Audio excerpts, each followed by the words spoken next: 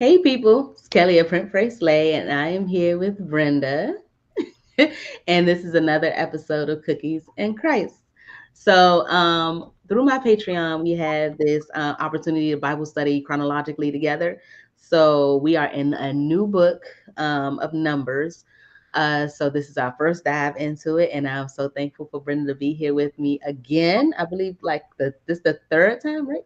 Yep, Oh, third time. So I'm just really excited to hear what she has learned. I love how she does her explanations and all the additional little tidbits and cookies that she brings to the table. So I'm gonna do the flow is I'm gonna do like an overview of everything that went on from my perspective, and then we dive deeper and we hear from Brenda, we hear from me, and we go into like our personal notes that we either studied or that we just picked up past the surface of what I'm gonna explain.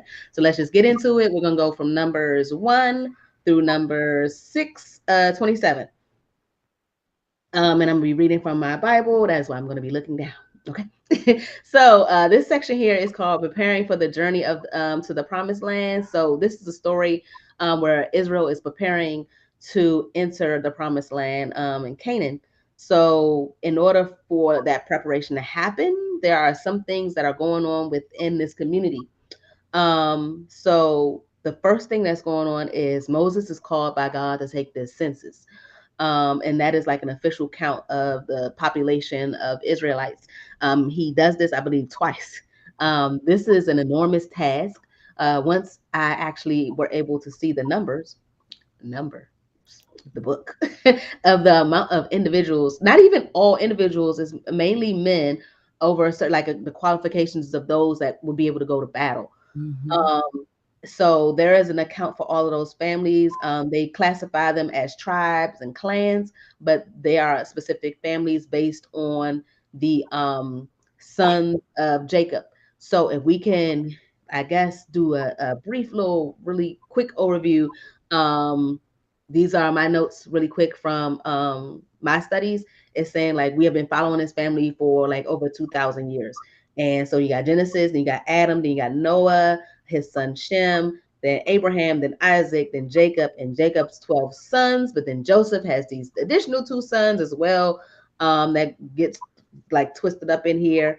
And we land here where Moses and Aaron are delivering this news to these tribes of the 12 sons, that after they pulled them out of slavery, how they're supposed to go about and bring forth this great nation. And so they're separated and arranged, more so not separated but arranged into the tribes or clans of each of these 12 sons.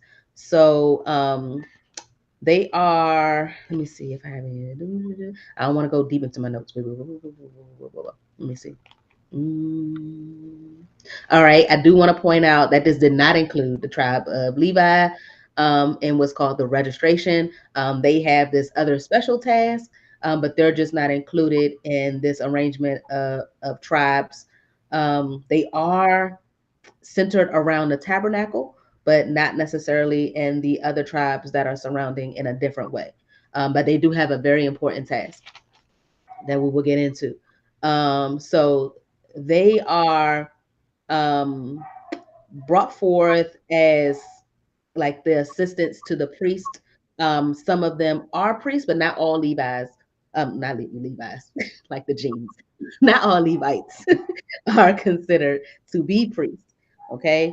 Um, so there is a registration of them as well. So Jacob, I mean not Jacob, Moses does count them um to see like their record, and they came up to be considered the redeeming as the firstborn sons for the other Israelites. So they are set aside. When they came up to their numbers, they were about 273 short to cover the firstborns of the Israelites. And because of that, the Israelites were able to do an offering of silver in order for their family to also be accounted for and these firstborn sons. So you have the Levites, and then you have the offering. This is based on the direction that God set forth in Leviticus. as far as like him having his hand on the firstborn sons of the people of Israel. Um, let's see what happens after that.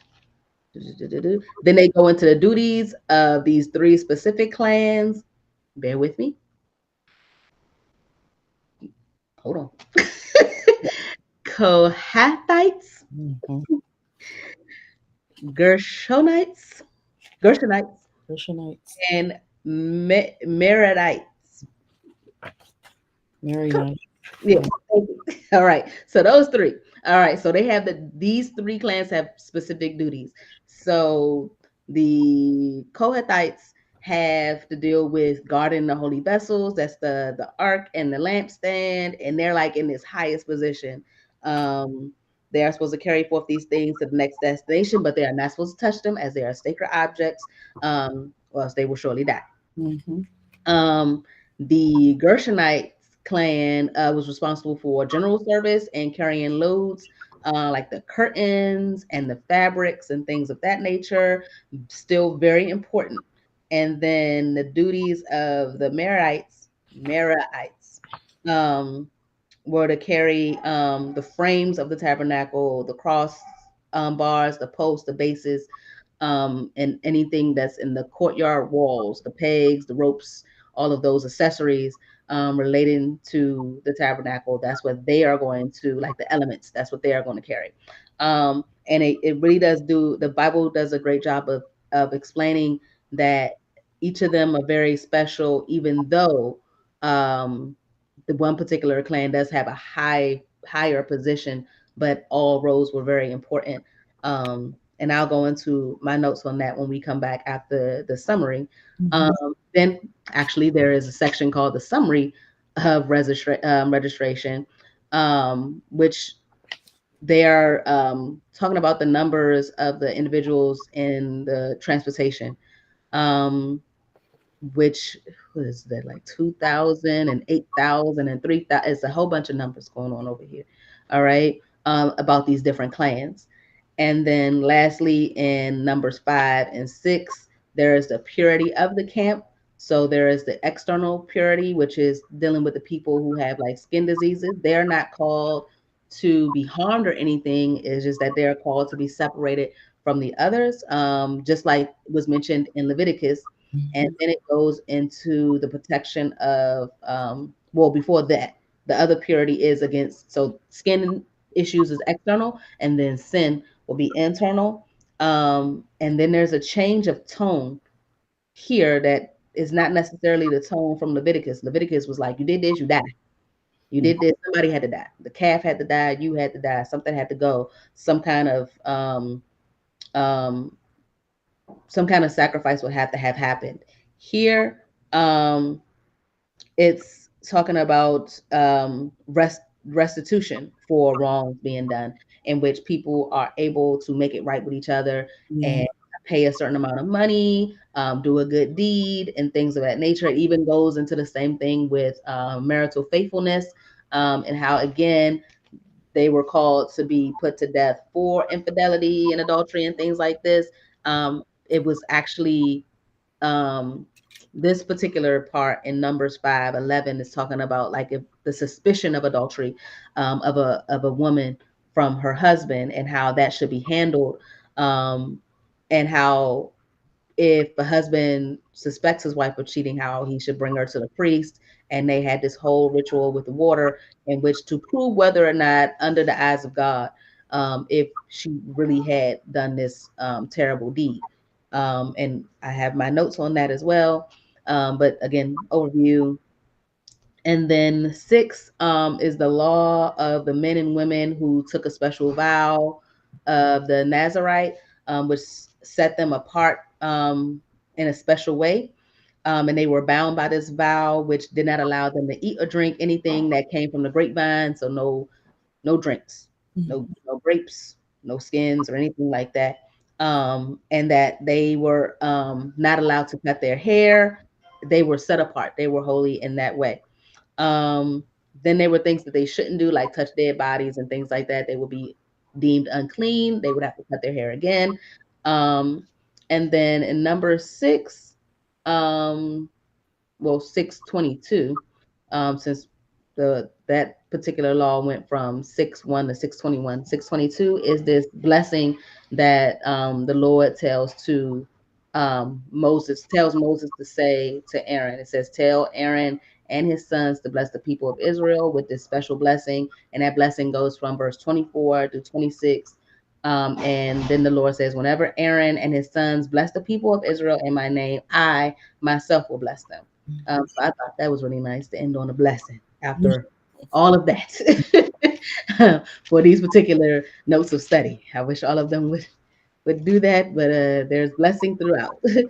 that would be my overview of everything. I have a lot of highlights, a lot of notes to go into, but it is now time for Brenda to speak. So let me see. I forgot to put your name up there. Oh, there you go.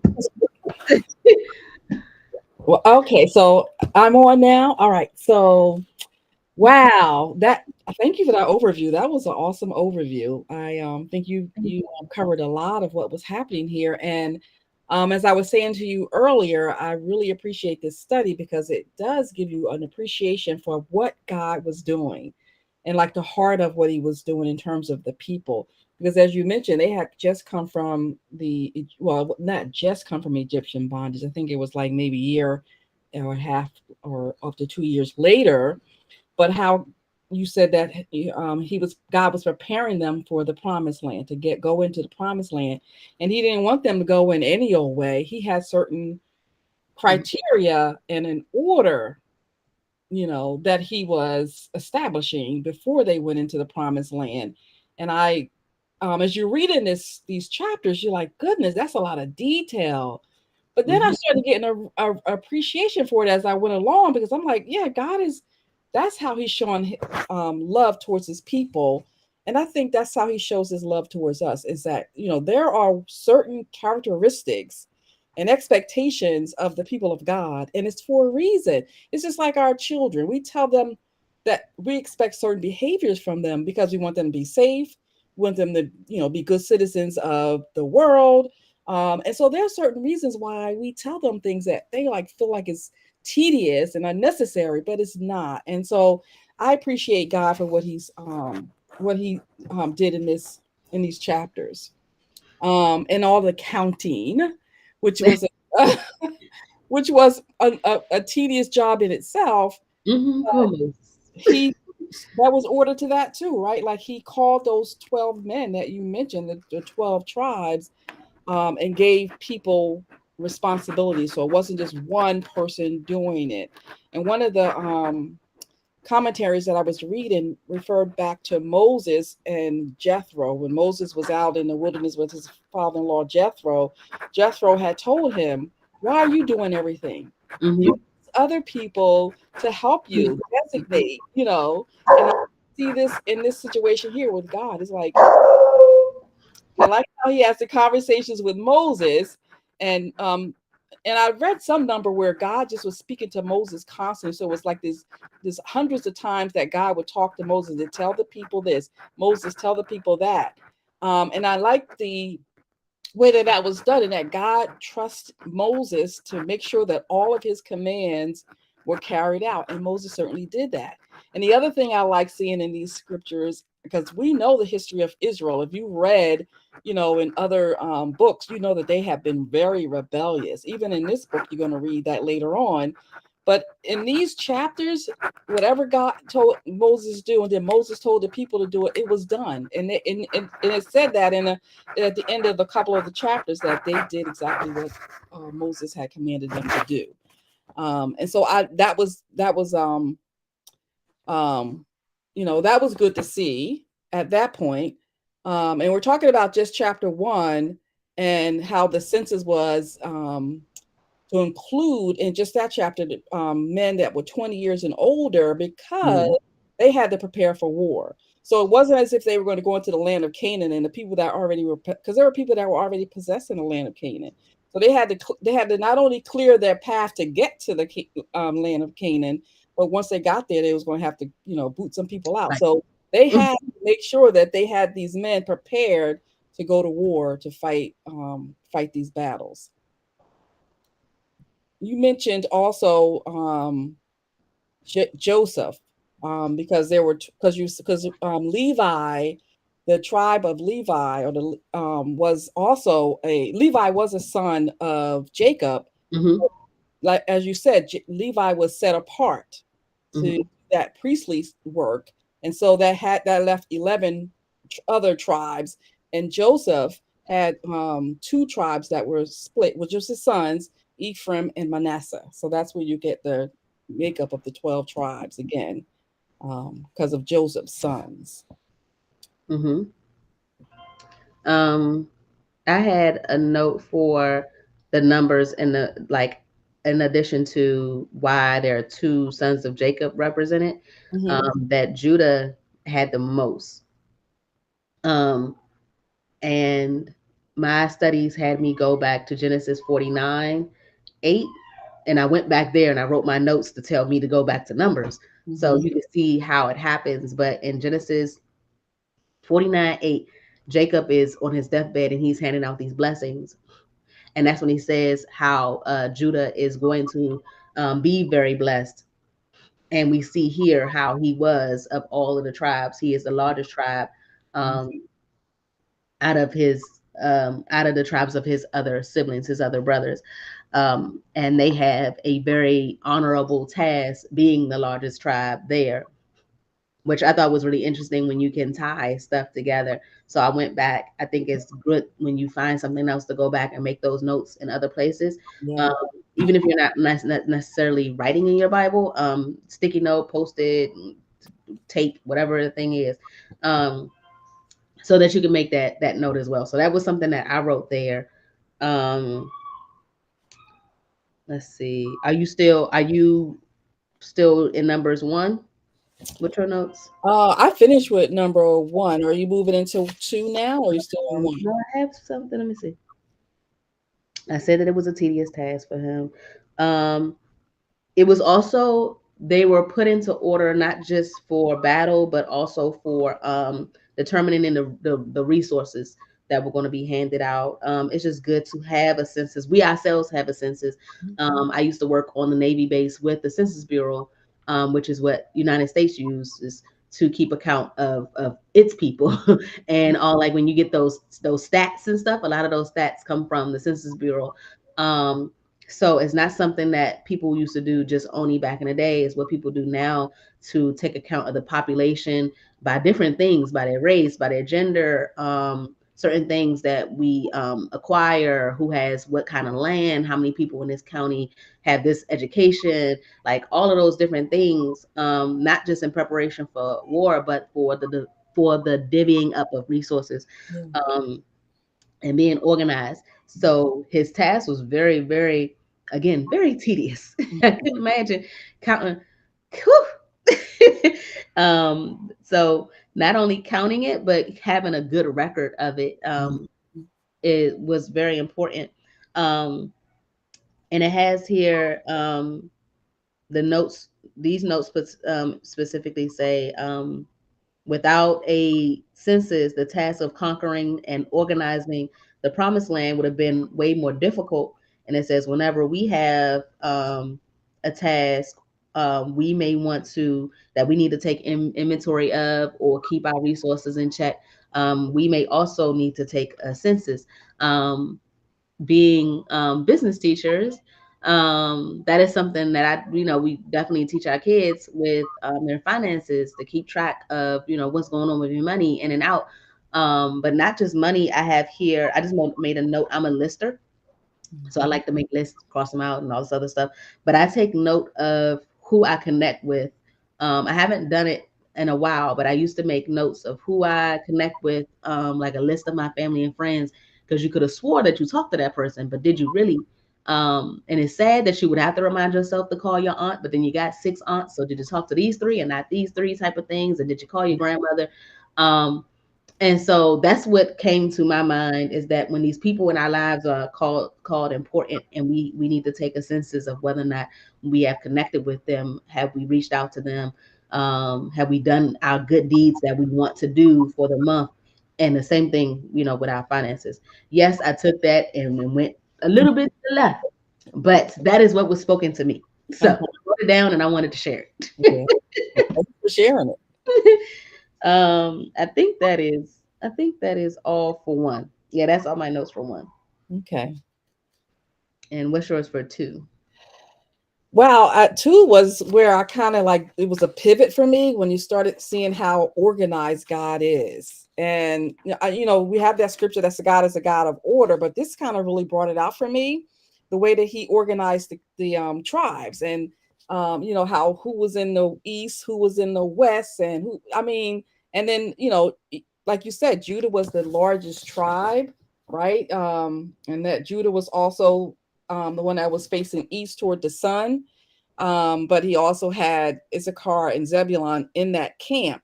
And that was the largest one with 186,000 folk in there. And the sheer numbers, I read a couple of times where they said these were just the count of men, which is like 20 years older. Yeah.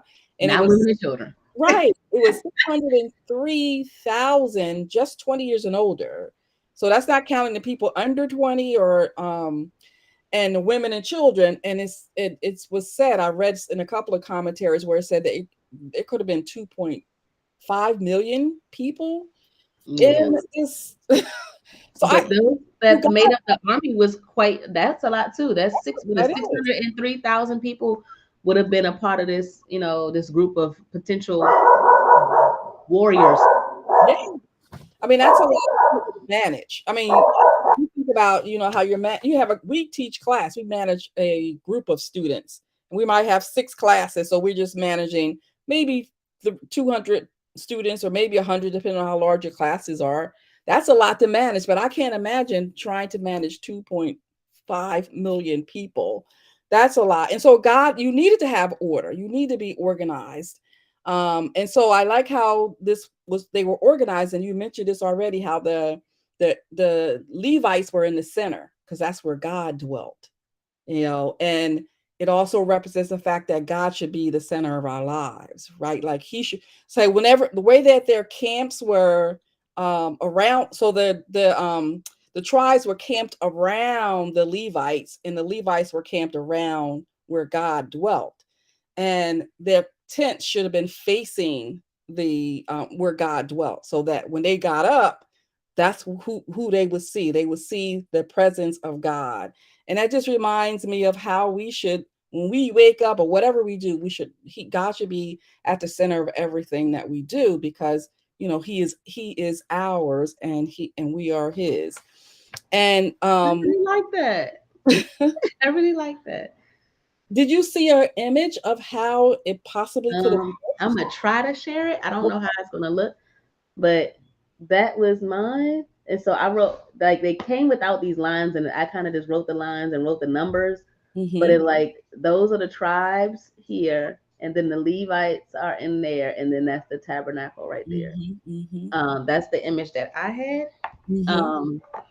And when I saw other people's images, it looked similar to this one. So only thing I did was add the numbers and the total, just so I can see it in one place. Well, I saw one image in the way they had the layout, and again, we don't know because we weren't there.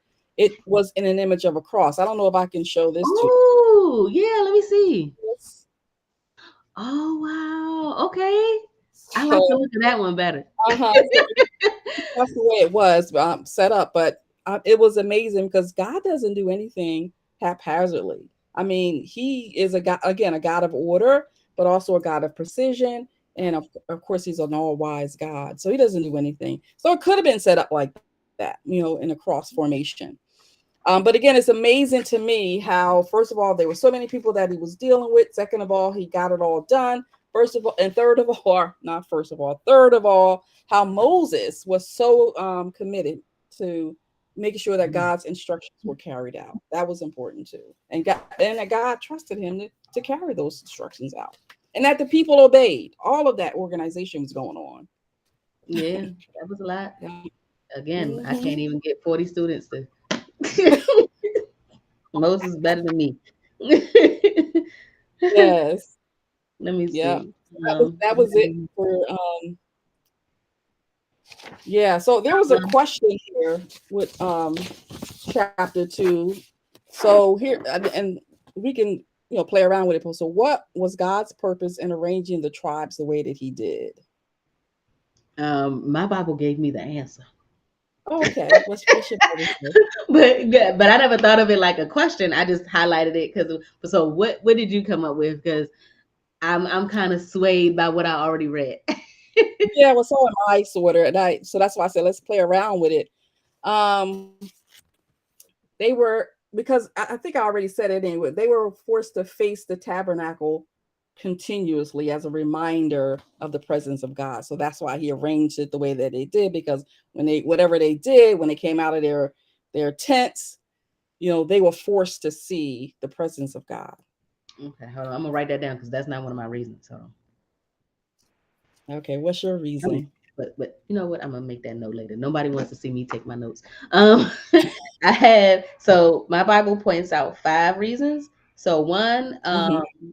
an efficient way to manage like a large group of people. If you have everybody separated, you can account for everybody. It was easier for the resources, like I said before, like when they get to the promised land, kind of dividing it up. It's like y'all take this, y'all take that, and all these different tribes. Um, it says here, which I didn't know, it was a part of their culture and heritage, because people weren't necessarily known by their last name. They were known by their clan or by their family name, not just the last name, just their tribe and their clan. Mm-hmm. So that was culturally that they would have been together kind of already. 4 was that it was easier to keep a detailed account for their genealogy, which was the only way to prove that they were God's chosen nation. So sticking together in that way. And then the fifth Mm-hmm. one said that it just made travel easier. It made Yeah. travel more efficient. So it was, Yeah. easier to travel that way, knowing that, you walking with your people, um, Mm-hmm. as they try to gather things and move. So those were the 5 that I had, but I'm definitely going to write yours down. I'm gonna make that note when we get off so that nobody Yeah. has to. But I I guess like. that's the way to look at it from a spiritual perspective. Like, Mhm. God had, he made sure that he was the center of wherever they were. And it's amazing. Oh, we'll get to that later. I think a lot of this is just so amazing. It may sound simple when you read it on the pages, but as you dig deeper into this, you're like, wow, this is an awesome happening here, because you have a lot going on, but you have this organization that is happening as well. And I like your 5 reasonings, because it doesn't make sense when you think about trying to organize large groups of people and how they do congregate together based on, clan in this case, or whatever, and made it easier to transport, because this wasn't a single place. They had to keep moving. So Mhm. it had to be organized. So Okay. Let me that's all I got. see. Du-du-du-du-du-du-du. Let me see. 2.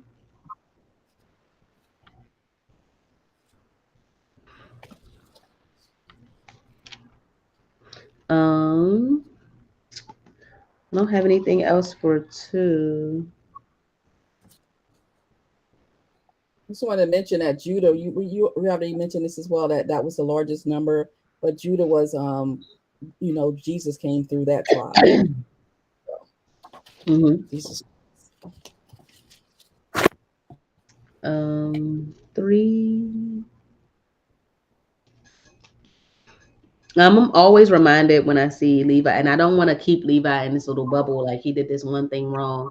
Um, him and I think Simeon, him and Simeon, when they were trying to, I guess, defend Dinah, and they did that malice thing against a group of men and killed a whole bunch of men. Um, but every time I see like a glow moment for them, I think about Levi himself and how. Um, I love that the Bible is not necessarily using all these perfect people to do these perfect things. Very imperfect Mhm. people are doing these wonderful things, and it just really makes me feel like, I'm one of those people. Like I mess up all the time, and yet I still feel like God has good use for me. And to see that Levi did such a horrible thing, he had shamed his father, was really really mad at him, brought his brother into the situation. His sister was still hurt, and yet his his descendants are called to be appointed for service, and I thought Yeah. that was amazing. So they're set apart to serve God and His people. Like I mentioned before, of them serving as priests, two priests, like an assistant, but not all of them were priests. Mm-hmm. So I like that. There's that highlight for them, and they're actually the smallest tribe, um, which also shows that if you got this super huge tribe of Judah, and you naturally be like, oh, it's the biggest tribe. Of course, they're the most important, and their lineage is Jesus is amazing. But then you have the little guys here, this smaller group, showing that rather big or small, God is able to use you, and blessings can still come from you. Just because they were a smaller tribe didn't mean that they didn't have an honorable task like others. So I thought that was really nice to point out that they were the smallest tribe. I think they had like 20 something. Mm, I don't see my number in the book of Numbers. I don't see it. Oh, 20, 22, 22,000. Yeah. So they had 22,000 while others had like in the 40s and the 50s. And then you have Judah in the 70s. So Mm-hmm. complete larger than everybody else, but still. Yeah. Um, what else do I have for three? Um, I guess I think yeah, I already said like the firstborn of each family would be consecrated and set apart for the service of God, like the firstborn sons. But God called for the Levites to be in their place as instead. So the firstborn of their family be counted. And then there, after doing all of that with the Levites having those 22,000, there were still 273 families. Um, that could still give to the tabernacle, since they didn't have a Levite to I guess be over them or in their place. And they were able to do this by giving silver to Aaron and his sons as like a redemption price for the Mm-hmm. firstborn sons. Um, so I wanted to. I think that is, what is that? That is 311 through 348. Mm-hmm. I apologize. Yeah, I like how you talked about how God can use anyone, and that usually, none of us are perfect anyway, right? In our human existence, and that God used those that, you know, make mistakes or do make poor decisions, and but yet God can use them, and to apply that to ourselves today, and know that, no matter how small of a role we think we might play in maybe our local church, it's still an important part. And have God having set aside for himself those who were going to take care of the tabernacle, and you had to have somebody. You just cannot have anybody do that. And the special role that he gave the Levites, and that they were the only ones that were to touch all of the anointed objects that needed to be placed in God's holy of holies, that if anybody else did that, they would die, because God was serious about keeping things holy and keeping things right. And so he set aside, God did, these Levites to do a special task, and have a special calling. And I'm sure that people honored that. The other people in the camps honored that too, because they could do what the Levites could do, because God called them for that special thing. And we can even think of our own selves, if God has called us to do a special thing, a special work too, that we do well, because God has given us that gift, and he's made that way for us to do that. And I think about the church, the local church, our local church, and how we have officers that are appointed to do certain things. We have the preacher that preaches the message because he's been called. We have the deacons that do the work of the deacons that go out and minister to other people. We have prayer warriors. Like, everybody has their role. And if everybody stayed in their role, you would have a smooth functioning church organization, which is what God is using here as an example of how to operate as people of God. Because remember, the people of Israel were to be examples for the rest of the world, right? They were to see God through how the people of Israel operated. And so God made sure that he showed them what it means to be set apart. And this is exactly what it means to be set apart. These are the things that you're responsible for doing. This is the way that you're responsible for being, because you are representing me.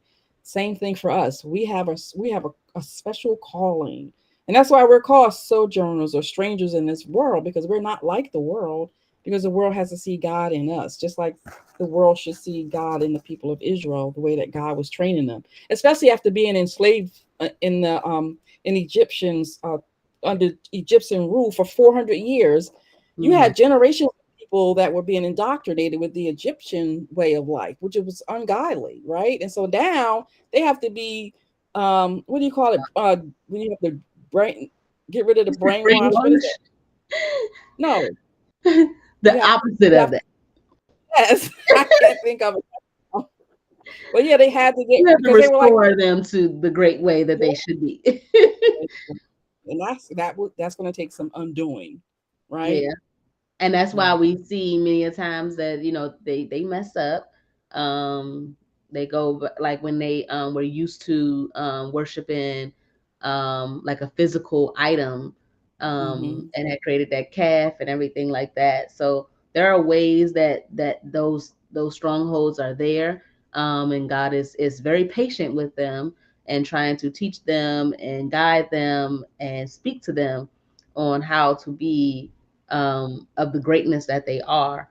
But it does seem hard to go from a state of being a slave and now the total opposite, and being chosen and being set aside and being special. That's what they got a wonderful thing going on. Let me see. What do I have? Do I have anything else for 3? I did, when you were talking about the Levites and how they were able to do things that other people were not able to do, in the as it came to the tabernacle and how to conduct themselves. I did think about Aaron's sons as like hopefully they remember what happened. Because that was a very sad situation where they didn't do what they were supposed to do, and they were out of order, and that caused their death. So it's very serious. It isn't something like, oh, I'm gonna take this shortcut, or I'm gonna do this, or I know I was told to do this, but I'm gonna do it this way. It's very important to follow God's lead in the way that He wants stuff done. And that is why it was so much detail. It was almost nothing, if not nothing, that you could have said, well, God left this open for me to determine. It's like, no, all the way down to the threads. It is explained. So I was hoping that they, thought about that as just a reflection, just as anyone else should do. If somebody had this task before you, and this is what they did to do away with things and to mess up, make sure you don't do the same. And I believe that was in Leviticus, Aaron's first two sons, because he had 4. So the first 2 sons is where the hardship came in, and then his next 2 sons were able to go forth. Yeah. They are who directs the Levites and directs these other 3 clans that are mentioned in Numbers 4. 5, yeah, 4. Anything to say about those 3? They each have their own specific duties at the tabernacle, completely different, but all working as one fine machine to get things done. Yeah. In chapter 4 now? Yeah. I mean, unless you had something else for 3. I don't think I had anything else for 3. I think that was it for 3 for me as well. Okay. So yeah, 4. 4. So yeah, and 4. So these are yeah, so these are the Kohathites, and what was the other one? The Merarites, and the other one was, I can't remember. Let's see, I'm trying to find it here. Gershonites. Okay, thank you. Yeah, so those, yeah, they had very specific roles, but even so, this tabernacle, or the people of Israel were mobile. That means they weren't staying in one place. They had to keep going, because remember, they were on their way to the land of Canaan, and so they were moving. So they had to, you know, pack up the tabernacle, or where God was dwelling. They had to pack that up, and they had to do that in a special way. They couldn't touch certain things, Mm-hmm. because Would Aaron not. and the right Aaron and the priest would Aaron and his sons would pack it up, actually, and put the covering over there and do it a certain way. Because again, God being that God of order and very precise and how to do things. So Aaron and his sons would do all the packing up, and these 3 guys would have to carry it a certain way. They could not touch the items. They had to carry it with the poles, probably on their shoulders. And each one of them had a certain thing to do. Again, God being that God of precision. I think the Kohathites they were in charge of the furniture and how to move it along with the with the packing. It had to be packed up again by Aaron and the sons, but they had to move it, but they couldn't touch it. They couldn't touch it, or they would die. Right. Mm-hmm. Yeah. So they were considered in the highest position because they took care of the most sacred objects. Um, and then it says that the sons of Aaron were responsible for the oil of the lampstand, but then my Bible says, in fact, they were responsible for the entire tabernacle and everything in it, including the sanctuary and its furnishings. So the Lord said to Moses and Aaron, "Don't let the Kohathite clan be destroyed from among the Levites. Do your part, like what you're supposed to do, so that they are going to be able to do what they need to do." And it was a specific duty for specific people, so that they wouldn't die. So if you did what you were supposed to do, because I mean that's what it says. Like the Kohathites must never enter the sanctuary or even look at the sacred objects for even a moment, or they would die. So cover them. Do what you have to do proper way, in order for the next person to do what they need to do and to do it well. Yeah. Which shows you your significance as well. Everybody has this part to play. You don't want, like, I without any other reference, if they're covering things, let's say you were supposed to tie it this way and fold the cloth this way, and you folded it to the left instead of the right, and the thing came loose. Somebody saw a jar and poof, like, how would you feel? Like, because you didn't tuck a sheet. So, which was a sacred sheet. I'm not trying to reduce the sheet down to nothing, but reduce the level of task. When you think that, oh, it's so easy to do it, then do it the right way. Yeah. Like, with without reference, I can just say, for my children making their bed, and I show you, this is the way I want your bed to be made. I don't have a specific reason, like God, perhaps, but there's a certain way that your bed should be made, because it's the way that it looks best, and it's a good habit for you to have. And when they don't do it right, in my house, they have to do it over and over and over and over. Yeah. You can keep taking shortcuts and doing it wrong way if you want to. You can keep being rebellious. You could have been playing an instrument right now, but instead, here you go, folding up this Pokemon sheet. So, so we would do well to listen to God and do it right the first Yeah. time. Yeah. So as to not, in that case, cost somebody their life. But in life, we have that situation too. I mean, for some people who work maybe at a factory, or just somebody who works even with numbers, if you were supposed to fact check those numbers before that person went to present them, and you let them present those numbers, and it was your job in accounting to make sure they were accurate, and now you got this person standing in front of the chief or the director, and you making them look bad, you know. So take each of our duties serious, all the way down to whatever God has blessed in the role that God has blessed us to be in. Yeah. How I would try to apply that type of information. You would hope that none of your actions, some jobs are like that. When you're a cop or a doctor, when you make that wrong turn or direct somebody in the wrong way, you tell the nurse to go get this specific medicine, and it should have been the other medicine. Now they're administering this to this poor patient again. So some jobs are do or die, but others are you cause some kind of hardship that didn't need to be caused. Um, and then did you have anything for the Gershonite clan? The Gershonite, yeah. I just wanted to mention that had these three clans had to be 30 years up to 50, so they were like at their peak, right, when they were strong and healthy, because they had to lift all these heavy objects.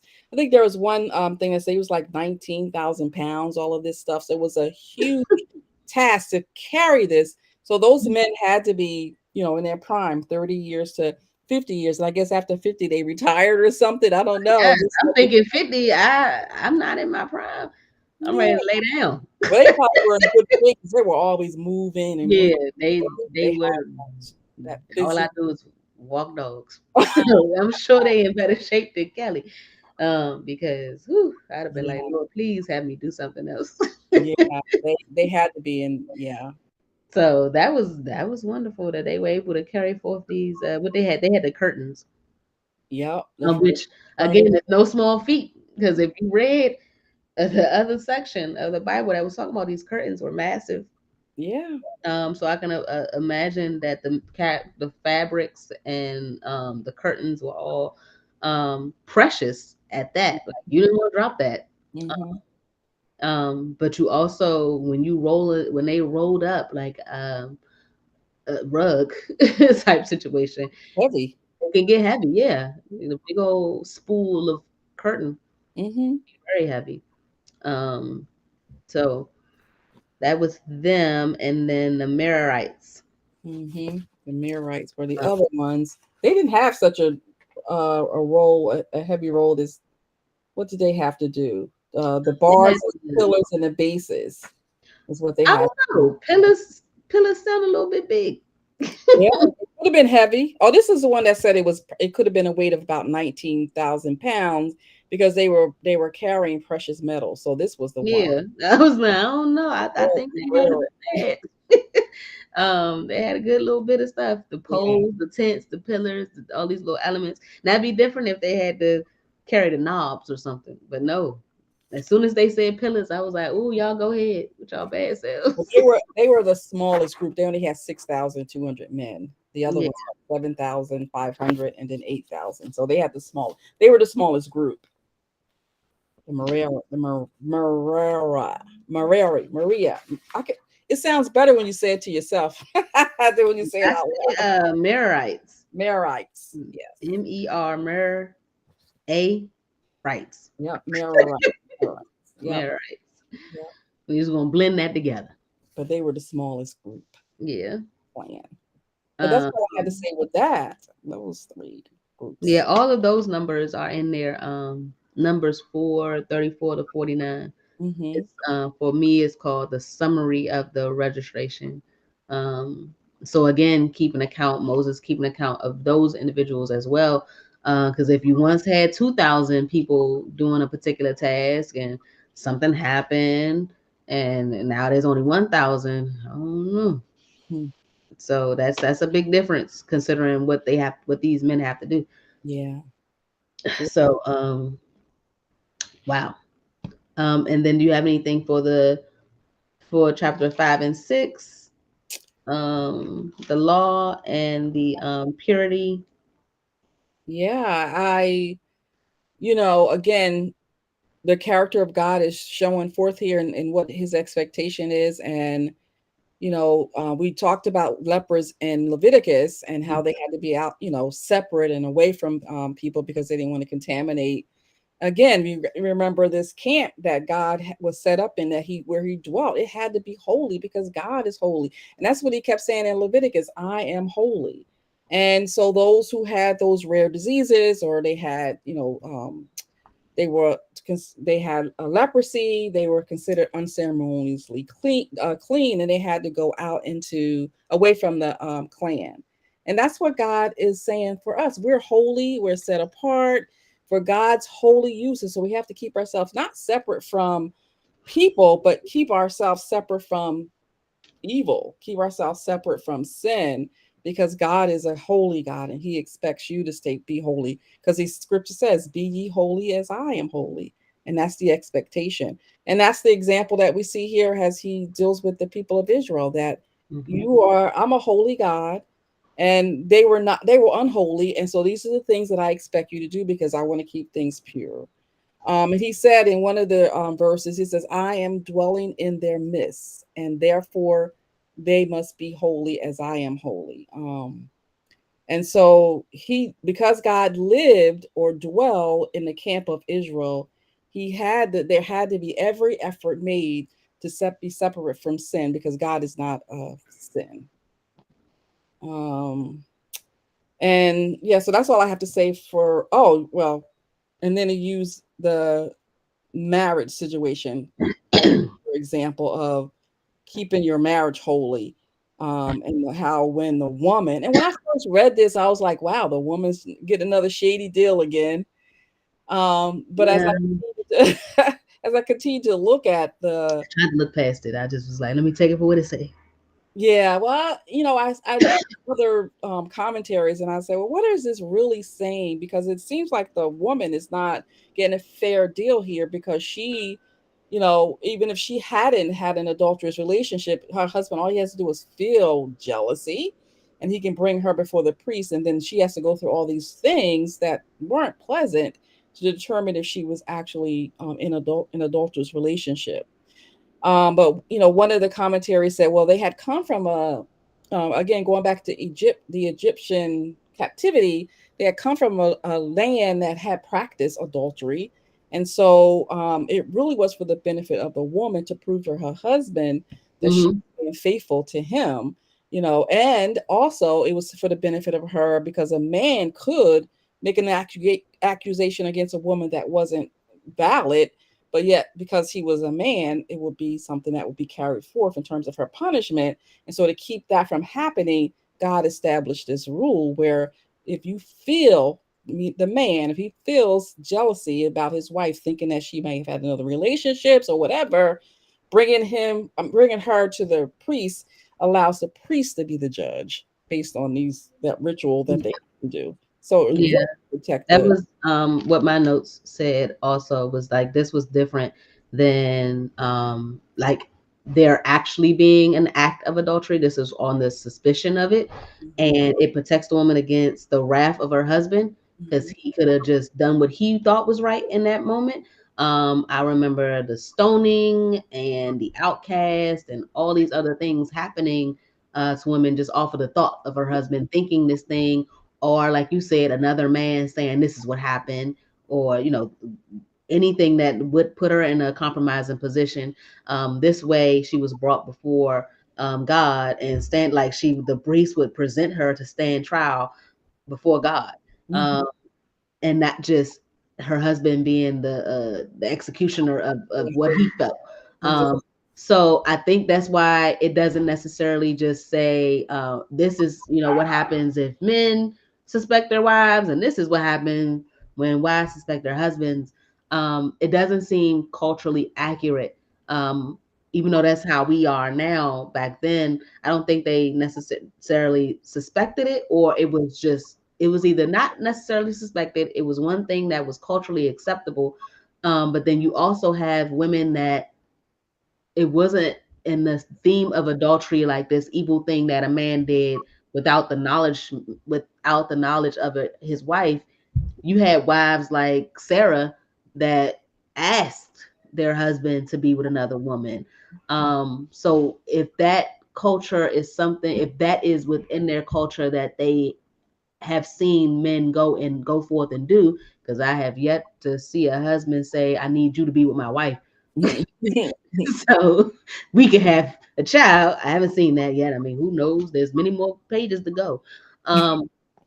But I think the flip side of it just wasn't something that was normalized, even though nowadays you do have both sides and people are considered equal. I don't want it to, it does seem like a slash at a woman, but that's exactly what my commentary said also. It was to protect her because her husband could have said and did anything at that time. And this was something that God put in place for her. In which she would drink a substance or of water, and if her belly swole, then she would be considered unfaithful and cursed. If her abdomen was to swell, there's like some kind of bitter water that was given to her. And then if not, she still didn't feel, it wasn't like she drunk it and it was fine. It was not good water at all. No. But it was a way to tell whether or not that happened. Yeah. So again, another thankful of the time period of which I was birthed into, because that seems very like you was just minding your business, folding clothes, and your husband just Got a spirit of jealousy. Let's go before the priest. It's Saturday. What you talking about? Like, I'm trying to get ready for the Sabbath. You talk about let's go before the priest, because I just, I'm happy today. You look too happy. Come on. We'll talk to the Lord. Just for to have to go through that just because he feels. Yes. Yeah. I don't know. I wouldn't even, I couldn't fathom. Like, it's just a lot. So, but again, this was for her benefit, whether or not, I think the women probably knew, because they probably have known situations where husbands have done something shady at their own regard of what they thought was right, not really being under the reverence of God. So again, this was a good thing, because it had to be going on, because God is a God of order and precision, so he would not have done this whole routine or ritual or had them do it if it had not already been happening. That is, men falsely accusing their wives. So that's why God set it up. There's a reason for that. I still would have liked something in there, like when you playing Uno and you tell somebody they didn't call Uno, but they don't got one card. Now you got to draw two cards. So could it have been like, well, if she was faithful and you caused all this rigmarole, you drink the water. Yeah, consequences if she's found faithful. He has that cuts down on some stuff too. You know what? Let me think about this before we go. Before go finish folding the clothes. Let me pray. Let me talk to the Lord on my own. Yep. Before we go and interrupt this whole Saturday. So, what about 6? Which with this law for this special vow that these individuals took? Well, first I was impressed that it could be a man or a woman. I had no idea. I thought a Nazirite could only be a man, but it says a man or a woman could make a Nazirite vow, which I haven't seen that in the Bible. Not to say that it hasn't happened in Bible history, but I didn't know that. So that it could be a woman. But we know that there are men in the Bible that have been Nazirites or made the Nazirite vow, but not a woman that I know of.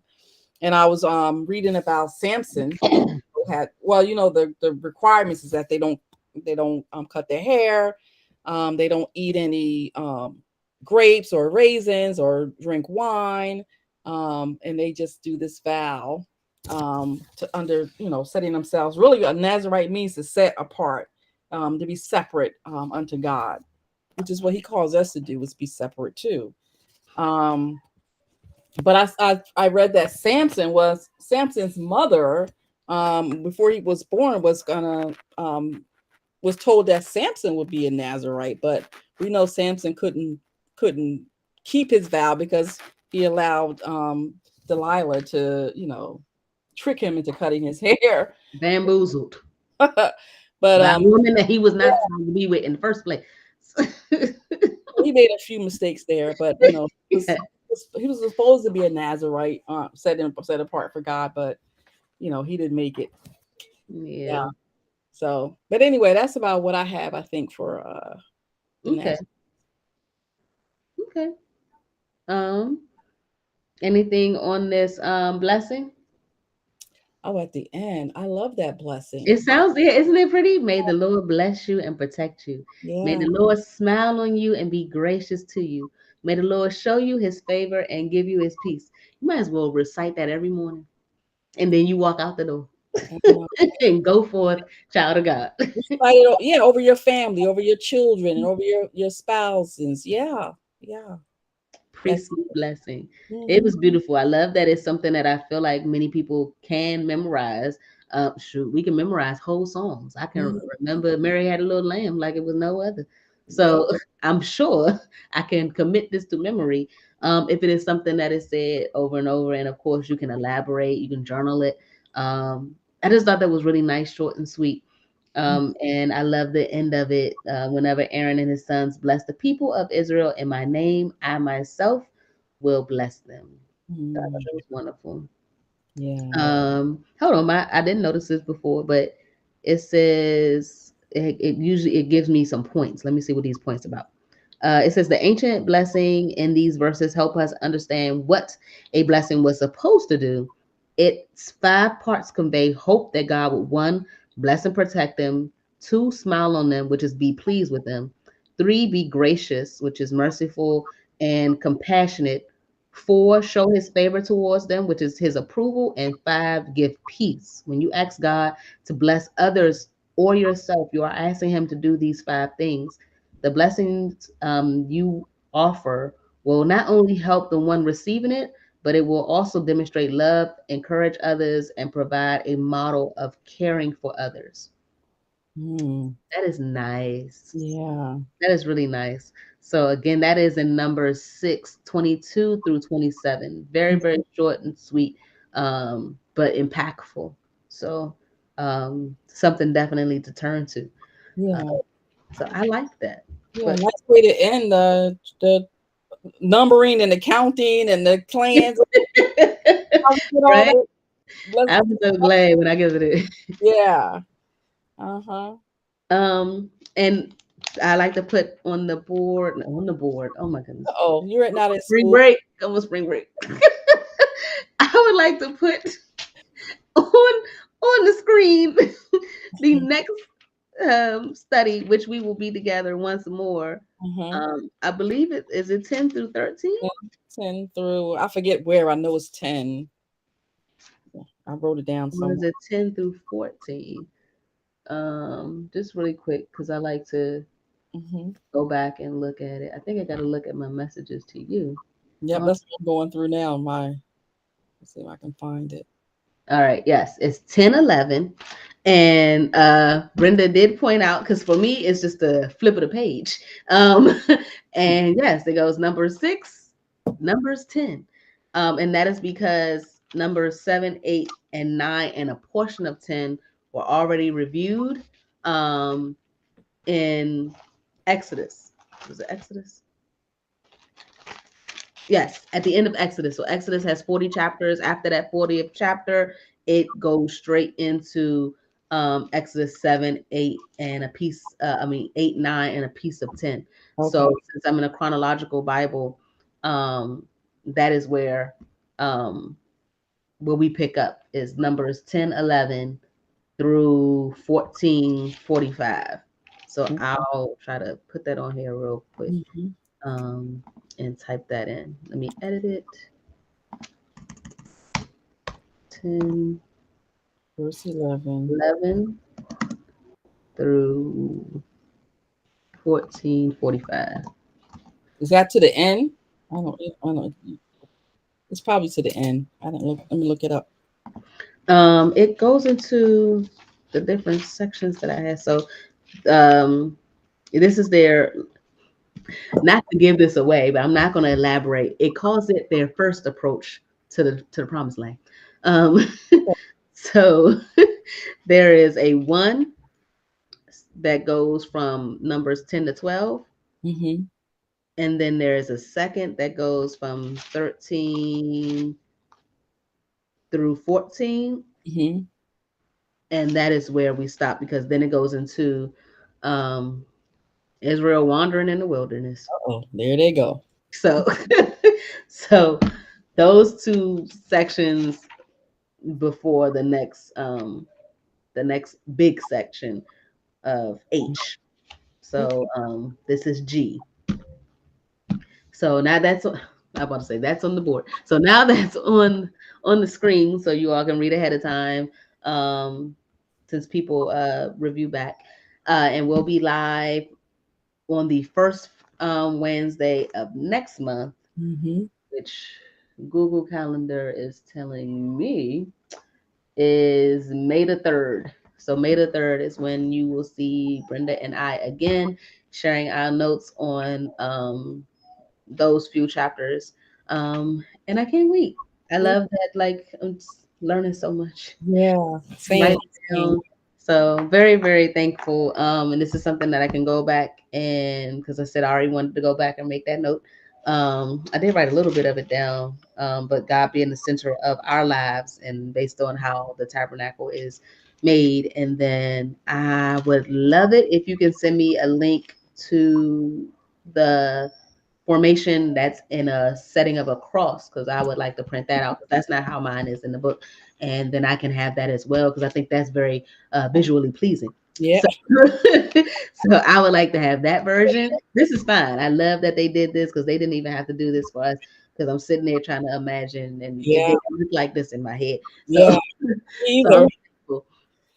Yeah. But I would like to have the version that you have. Sure. And if it's something that people can print out, I'll include that also in the description of the video, so people can go and print that out for themselves as well. Because I was really excited when I saw it, because I knew exactly what that formation was. Um, So, um, but let me know, you guys, if you have any questions. You can put them in the description down below. If you have a question that could be answered, it'll definitely be addressed. If not by me, then the resources will be provided. And then other people are able to see those comments as well. So anybody else can jump in there. Brenda can jump in there and help if you have any other question or need some kind of further guidance on something that we said. But the best thing is for you and the Holy Spirit to get together amen. this book and see what direction he points you in when you have your own private study on your own. But this is, a fortunate situation where we're able to share with you. So, Hmm. until the next time, we'll see you guys later. Okay. Bye bye. That was so much fun. I really, really